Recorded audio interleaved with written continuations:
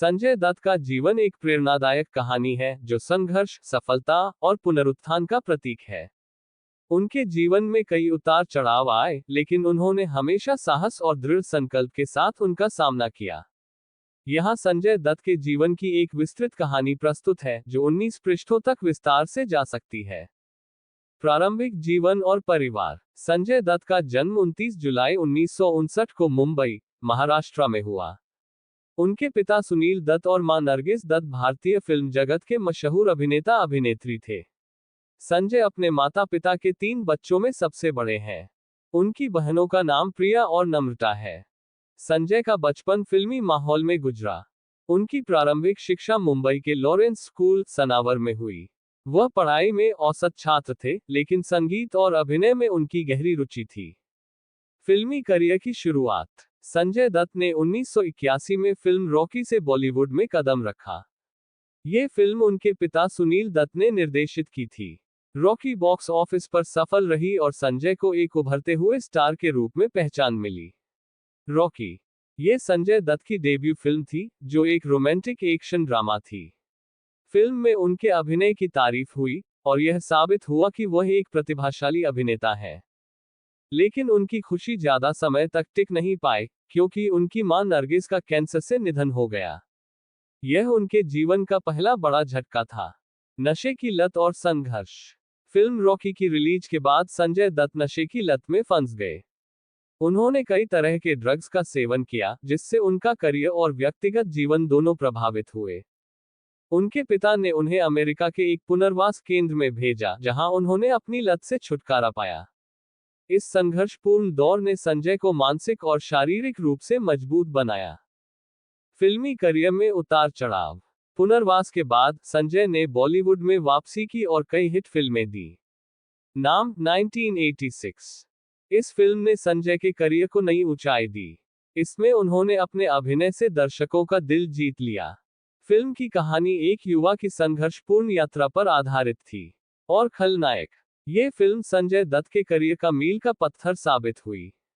उनके निभाए गए बलराम राघव के किरदार ने उन्हें देशभर में खलनायक के रूप में प्रसिद्ध कर दिया। जैसी फिल्मों में उनके अभिनय को सराहा गया। खासकर खलनायक ने उन्हें बदमाश हीरो के रूप में एक नई पहचान दी। इस फिल्म का गाना नायक नहीं खलनायक हूं मैं काफी लोकप्रिय हुआ।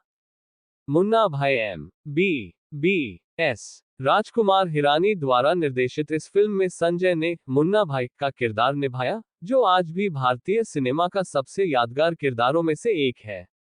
इस फिल्म ने संजय के करियर को फिर से ऊंचाई दी।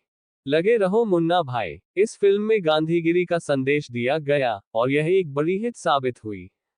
फिल्म को कई पुरस्कार भी मिले। 1993 का बम धमाका और जेल यात्रा। 1993 के मुंबई बम धमाकों के मामले में संजय दत्त पर अवैध हथियार रखने का आरोप लगा। उन्होंने कहा कि यह हथियार उन्होंने अपनी और अपने परिवार की सुरक्षा के लिए रखा था। इस मामले में उन्हें कई बार गिरफ्तार किया गया और जेल भेजा गया। ये दौर उनके जीवन का सबसे कठिन समय था। उन्होंने कुल 5 साल जेल में बिताए। जेल से रिहाई और वापसी। 2016 में संजय दत्त जेल से रिहा हुए। उन्होंने अपने जीवन को नए सिरे से शुरू किया और फिल्म भूमि 2017 से बॉलीवुड में वापसी की। इसके बाद उन्होंने संजू 2018 जैसी फिल्मों में काम किया। संजू उनकी खुद की बायोपिक थी, जिसे राजकुमार हिरानी ने निर्देशित किया। रणबीर कपूर ने इस फिल्म में संजय का किरदार निभाया और यह फिल्म बॉक्स ऑफिस पर सुपरहिट रही। व्यक्तिगत जीवन। संजय दत्त ने 3 बार शादी की। उनकी पहली पत्नी ऋचा शर्मा का ब्रेन ट्यूमर से निधन हो गया।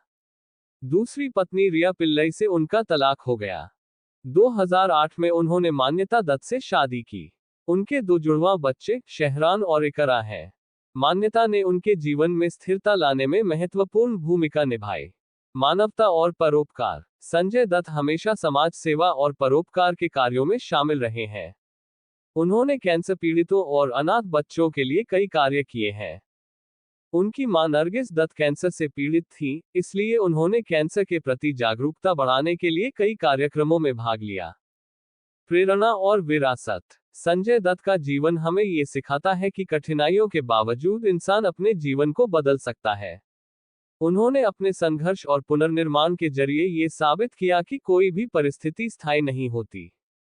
संजय दत्त बॉलीवुड के सबसे प्रतिष्ठित अभिनेताओं में से एक हैं, और उनकी कहानी लाखों लोगों के लिए प्रेरणा है। निष्कर्ष: संजय दत्त का जीवन संघर्षों और सफलताओं का एक आदर्श उदाहरण है।